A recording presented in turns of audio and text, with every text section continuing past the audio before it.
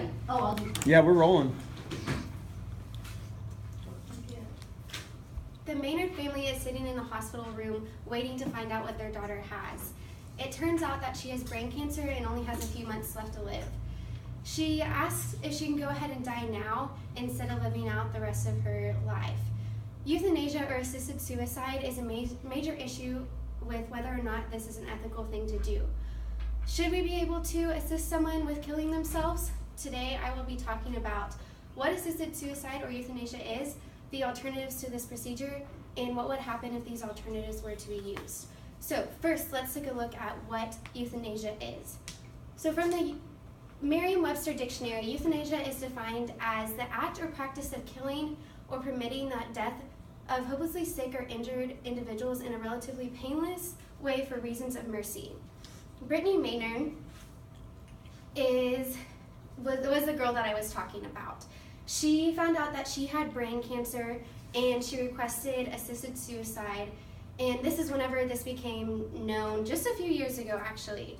And there is the death with dignity laws, which allows adults with terminally ill causes to voluntarily prescribe and request medication to end their life.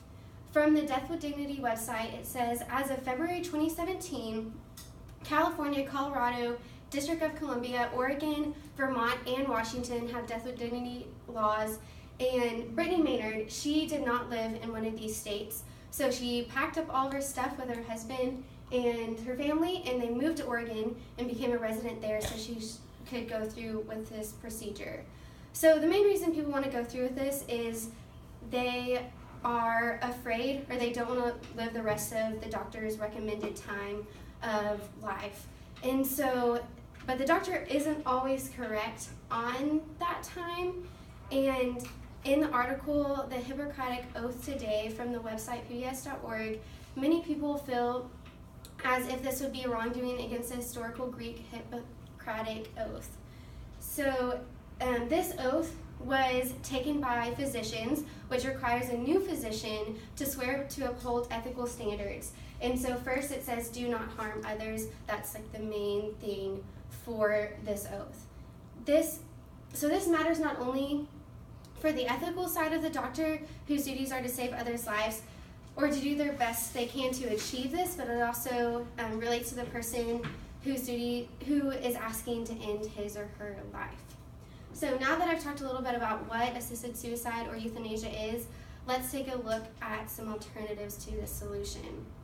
So there are different alternatives instead of promoting this. So the first one is palliative care, which is specialized medical care for people with serious illness. And the second alternative is hospice, which is a home provided for sick or terminally ill patients.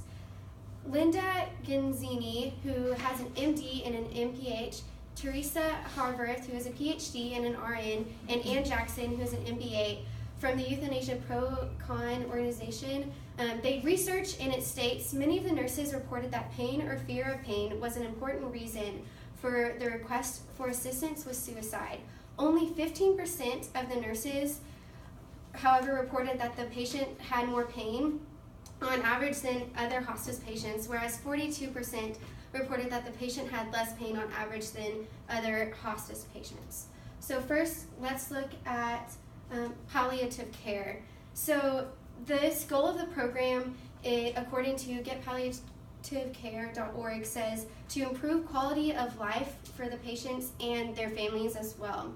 So these are specially trained doctors, nurses, and specialists who work together to provide extra support for these patients.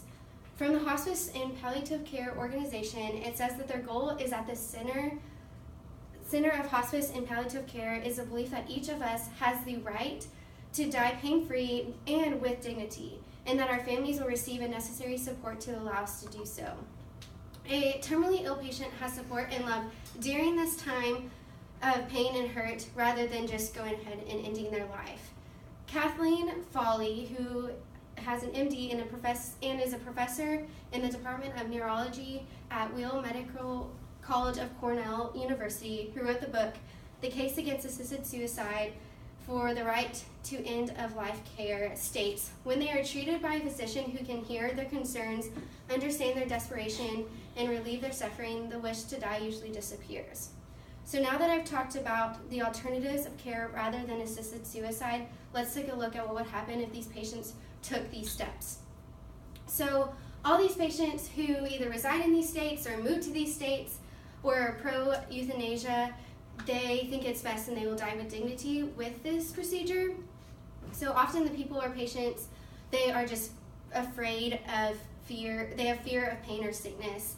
And the hospice care and palliative care work through these pain of patients and do anything they can to help these patients. And I talked about being ethical or not, and I believe that it's unethical for the doctors to end these people's lives. And if this policy of palliative care and hospice care were to be taken place, the doctors and patients will have more dignity rather than knowing that they killed someone. And if we look at the religious side of things, God could take someone's life at any time. The time that are given is a gift, whether it be in pain, but seeking the Lord through that pain instead of just ending our life right away. And everyone goes through a time of pain and suffering, which draws us closer to the Lord. So we can use this, or the people and patients that are going through this can use this pain, and they can help others that are going through this pain in the future. And it might be easier in our mind just to end our life now, but keeping in mind the ethical values of yourself and the doctors necessary. So today I have talked about what assisted suicide and euthanasia is, the alternatives to using this procedure, and what would happen if these procedures were to be used instead. So the patient and doctor will both know that they did their duty in order to help save someone's life. And the next thing is, if you want to go and support hospice and palliative care, their organization is at www.nhpco.com. So y'all should go to that.